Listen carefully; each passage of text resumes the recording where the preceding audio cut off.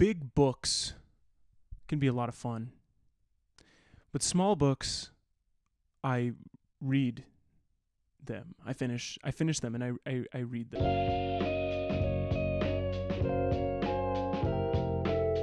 So today we're going to be talking about some of the smallest books that I could possibly find on my bookshelf that I read this year. Those would be these 3 books. The longest book here is 126 pages. The shortest book here is 88 pages.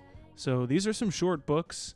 I read these pretty quickly, and I'm a slow reader, so that should tell you that, hey, if I enjoyed these books, maybe you should give them a try. You'll probably finish them in half the time it took me to finish them. One of these books became one of my favorite books that I have read this year. One of the other books became my least favorite book that I've read this year. So, without further ado, let's get started.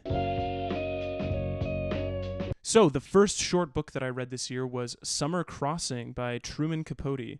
For anybody that saw my big book video that I did at the end of last year, they should know that I am a huge fan of In Cold Blood by Truman Capote. It's one of my favorite books that I've ever read. So I was curious to jump into this one. I think I got it for $1 at a bookstore, and I was curious about it because it is Truman Capote's first written novel, apparently, or at least his earliest discovered novel. What I didn't know is that it wasn't produced until after he died, and reading it, you can kind of see why. It feels very unfinished. I mean, this is not even close to the level of quality that you will get from probably any other Truman Capote book. But before I get too negative here, let me just tell you what the book is about. It's this rich, young socialite, daughter of this rich family. It's kind of a tale as old as time. She's sort of set up to marry this guy who it would be beneficial for her to marry, monetarily. But she's in love with this guy that works in a parking garage.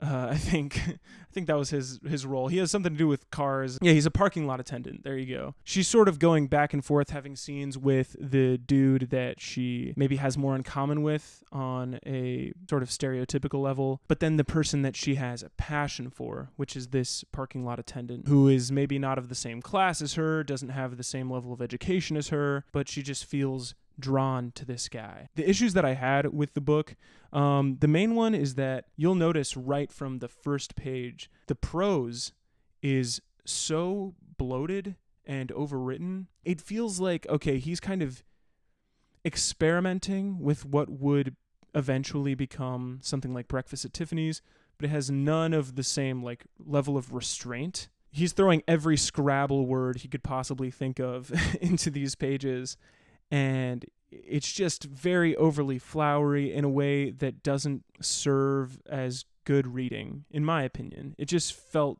very pretentious and kind of like a college student, if I'm being as harsh as I possibly could. And I mean, this is relative to Capote's other works, which are of a high, he has a high standard of quality, and I just don't think this book even comes close to matching that. This is definitely someone's first book, which is fine. I think experimenting like this is great, and it was probably very useful for him to eventually write better books later on, but I can totally see why this wasn't a published work. Also, just the overall story, if you heard me, talk about it at the beginning, you'd probably recognize that you've heard this story a million times before. A lot of people that like romance books don't really care about that all too much, and I can understand that. I think one of the good aspects of the book is that it's very cozy for the most part until you get to the end, but it's kind of just very light and cozy and easy to get through, but it just feels so familiar, and he doesn't do enough with it to justify its existence, in my opinion. Yeah, this was my least favorite book that I've read this year so far. That being said, it's not a horrible book. I could see people enjoying this book. I even, I would give it a 6 out of 10, a generous 6 out of 10. Just because his writing does have points of just absolute brilliance in the stuff that you know from Truman Capote to be able to write.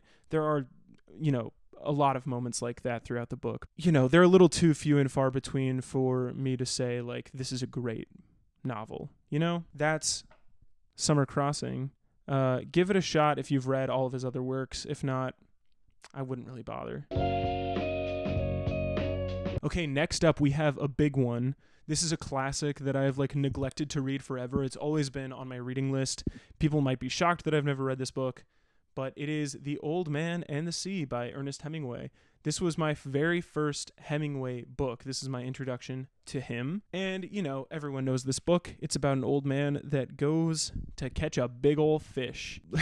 I feel kind of silly talking about this because I feel like it's just so widely known. But in case you don't know, Hemingway was the sort of leader behind this charge of just really stripping back all of the flowery language and just delivering the most effective and simple sentences to get the information across. And I wasn't sure how I was going to feel about that style of writing because I do like a little bit of pretentiousness in my books. I like to be challenged. I like to see kind of where my vocabulary has its limits and just to try to stretch myself with every book I read. But that doesn't necessarily have to be in the language. That can also be with the ideas of a book, with the themes of a book. So it's usually just about complexity. I do like a certain level of complexity in what I read. I would not consider this too complex of a book, especially in terms of the prose of the writing of the story, but it's so endlessly interpretable in terms of how it can relate to anyone that reads it. I think anyone can come away in different parts of their life with a different perspective on how it relates to them. And I think that's where the strength of the book lies. All of that to say, I don't think it's necessarily a book for me, but it's a book that I did enjoy to the extent that I probably could enjoy it, given the style is not particularly my thing. I will say it kind of got to a bit of a rocky start because I think the interactions between the old man and the young man in the book towards the beginning were a bit stiff and kind of lifeless to me. They didn't feel real, for lack of a better way to put that. It just kind of felt like book characters talking to each other in the most dry way possible. But once the old man gets on that boat, starts to go on his journey, which is, the bulk of the book, that's when it really starts to pick up, and you don't want to put it down until it's over. It's a classic tale. I think it is really effectively told, and I am definitely curious to read more of Hemingway's work. I actually have A Movable Feast right here, which I'll get to sometime in the near future. But yeah, it was really solid, a totally solid book, but not necessarily the kind of thing that just makes all the neurons fire in my brain and about reading and being like, oh man, this is inspiring to me. It was just that was a 7 out of 10, very solid book. And maybe that'll change when I get older and I'm able to appreciate it more. I should also say that I think it's really cool that he made his style appeal to the masses and to people that aren't huge readers. He's not making books that just appeal to a certain class or a certain level of education. He's making books that anybody can be affected by, regardless of all of that stuff. And I think that's really awesome. I really appreciate that in his writing. Yeah, he's great. Very important book. And the final book I want to talk about today is Ethan Frome by Edith Wharton. I had heard a little bit about this book, so I just decided to pick it up. Knew nothing about it whatsoever, but it's brilliant. It's so good. One of my favorite books I've read this entire year. It has Manchester by the Sea vibes at the beginning, where the narrator is sort of observing and hearing stories about this guy, Ethan, who is a recluse and just sort of, he's lives by himself and he just seems kind of aloof and gruff. She learns about his story. His story is about this woman that he's in love with, who is his wife's sister, adopted sister, I think. And their interactions are so tense and just romantic and beautiful, but not in an overdramatic way. It's so real. You cannot write this book the way that it's written without having just such an observative eye for human behavior and the reasons that we say certain things and just the way that we interact with each other, and it's all subtextual. Oh man, I'm not a romance reader, and this was making my heart just soar and soar, in both ways. It's so good. I think It's a masterclass in writing romantic tension. Every character is given such life and such dimension. And also, throughout the book, there's just this palpable sense of melancholy. I think that's kind of the feeling that you get when the story is over. It's not a particularly happy book. I can't stress enough that if you are someone that enjoys romance, you'll probably like this book even more than I do, and I loved it.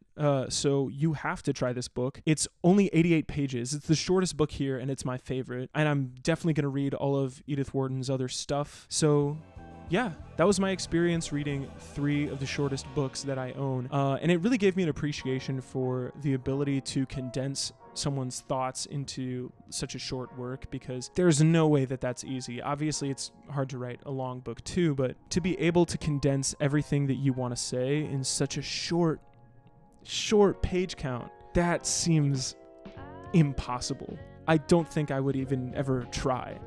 Definitely Edith Wharton and Hemingway, at the very least, are just masters of doing it. And so, yeah, if any of these books sound interesting to you, you should definitely check them out. It's like the lowest commitment that you could possibly have for reading books.